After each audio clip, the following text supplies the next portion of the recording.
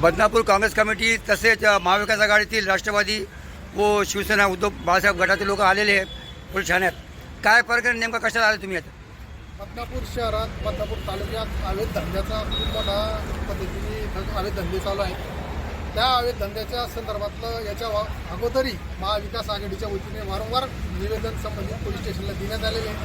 त्या अगोदर एकदम कारवाया झाल्या, परंतु त्या कारवायाला त्या संबंधित लोक कुठल्याही पद्धतीने जुमानत नाही. दुसऱ्या तिसऱ्या दिवशी परत तो धंदा चालू करतात. इथं बऱ्याचशा पद्धतीने कोट खाण्याचा विषय असेल, इथल्या मटक्याचा विषय असेल, बदनापूर शहरात काय ते चक्री भिक्रीचा विषय असेल, अशा प्रकारचे अनेक वेगळ्या पद्धतीचे नंबर 2चे धंदे खूप मोठ्या पद्धतीने चालू आहे.